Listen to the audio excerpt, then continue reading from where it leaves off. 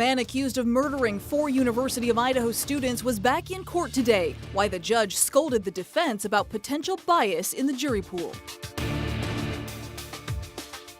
Hate speech really has no place in Idaho. Plus, protesters gather in downtown Coeur d'Alene to stand against racism and show support for the Utah women's basketball team. Some cool wet days ahead. We're talking widespread rain returning tonight. Good evening, and thank you for joining us here on KREM 2 News at 5. I'm Whitney Ward. Mark is off tonight.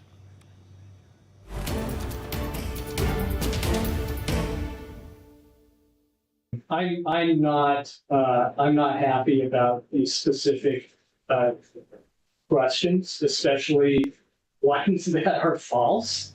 That is the judge overseeing the high-profile Moscow murder case, and he is not happy with how the defense is handling prospective jurors.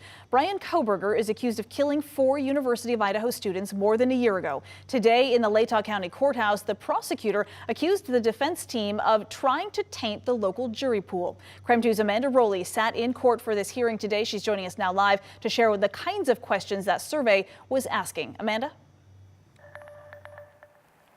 The Latah County prosecutor claims 400 potential jurors are now tainted because of a survey set out by the defense attorney for the Moscow murder suspect. Now, the prosecution argues that the questions in this survey are biased and violate the court's dissemination order. Residents in Latah County recently received calls for a survey about the Moscow murder case. Latah County prosecutor Bill Thompson read a transcript in court from a recording of the survey questions. They include, have you read, seen, or heard about Bryan Kohberger's arrest, that the DNA found on a knife sheath matched the suspect, or that the suspect stalked one of the victims? Thompson argues these are biased questions that impact the local jury pool. We aren't getting ourselves back into a similar situation, baiting people who may have no knowledge of this case with detailed information, and detailed information, some of which is completely false. And not only completely false, but it's false in a sense that makes Mr. Coburger look bad. Defense attorney Ann Taylor told the judge these types of surveys are commonly done in high-profile cases. She says the survey company she hired wrote the questions, and they created the survey based on media coverage of the case. I do not think that these survey questions that related to what have you heard in the media injected information to people. The judge put a pause on the survey 2 weeks ago until lawyers could meet to discuss it. He didn't make any decisions this afternoon, which means the survey will remain paused until the judge makes a ruling at the next hearing on Wednesday, April 10th. Now, we also learned in today's hearing that the defense had plans to run this survey in 2 additional counties located in southeastern Idaho. Now, defense attorney Ann Taylor said those specific counties were selected due to their size, the size of the courthouse, the security available, and the fact that it's a large population, which also means a large jury pool. Reporting in Moscow, Amanda Rowley, KREM 2 News. Amanda, thank you. And new at 5 tonight, we now know the identities of the 2 Spokane police officers who were involved in a police shooting that left 1 man dead Sunday night. It happened in the West Central neighborhood after a house fire that is now being investigated as arson. Police tell us these are the 2 officers who were involved in that shooting, Officer Brandon Roy and Andrew Willis. Spokane police say the man killed fired a gun at them, but they didn't believe that he started the fire. Earlier this week, we learned that police arrested 43-year-old Nicholas Whitney for arson. He appeared in court on Tuesday. Court documents say that Whitney set the house on fire while at least 5 people were inside.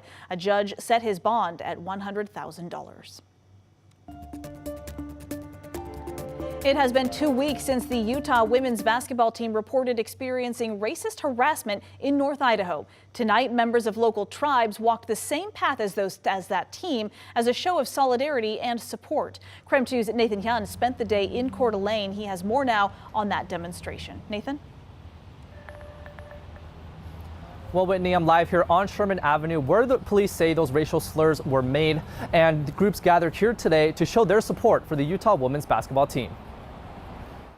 When Dixie Stensgar heard of the racial slurs that were said to the Utah women's basketball team on March 21st, it just needs to stop. She knew she wanted to take action. The outright racism that's kind of been building and people are comfortable with here in this town is not only appalling, but it's disgusting. Stensgar is part of the Coeur d'Alene tribe. Members of the Coeur d'Alene, Nez Perce, and Kootenai tribes came together in response to the racial slurs. We all just kind of got together and decided, yeah, we'll just march in solidarity, walk in solidarity with those young girls and let them know that we truly apologize. The march was called Shawls in Solidarity. Members say they wore shawls as a way to be visible in the community. I was very sad for the young ladies that had to experience that. Jeanette Laster is the executive director for the Human Rights Education Institute in Coeur d'Alene, an organization that works to educate people around human rights issues. I was pretty confident that at some level we would obtain video at some point. Laster says the evidence that police found gives a clearer indication of where the investigation is going. Given the outcome of the release yesterday,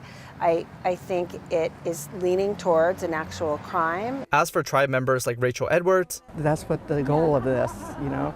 We can do more, and if more people can step up against racism. She's happy police have corroborating evidence to back up the basketball team's versions of events. They have to face what is real. You know, you can't deny it didn't happen when it did. Edwards hopes it leads to further progress in the investigation. I did have a chance to speak with Coeur d'Alene police today. They told me they will not be releasing the audio recordings of those racial slurs at this time, and that's because the investigation is still ongoing. Live in Coeur d'Alene, Nathan Kahn, KREM 2 News. All right, Nathan, thank you very much.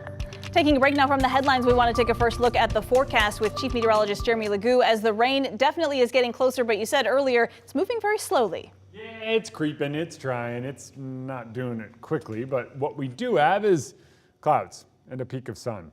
And 52 degrees, it is warm. It's warmer right now than it's gonna be all day tomorrow because, well, tomorrow we get a more widespread, kind of cloudy, icky day. Overall, we've got that moisture kind of moving its way through. Coeur d'Alene, you're in the rain here in Spokane. It looks like that rain's just trying its best. A couple of light showers expected, but don't expect the real push of moisture until overnight. A little bit of thunderstorm activity. Over 4th of July past, that's kind of waning, but expect heavy rain in Hayden here shortly. All of us get the heavy rain tonight. Forecast models are looking like it's overnight, kind of 9 p.m. to 7 a.m. before it winds up moving out. We'll see a couple of stray showers tomorrow, so don't expect things to warm up, but tomorrow does look a bit cooler with just the way the overall weather pattern is trending. On and off showers throughout the day. Scattered showers on Saturday, mostly cloudy on Sunday as we start drying out, then warming back up.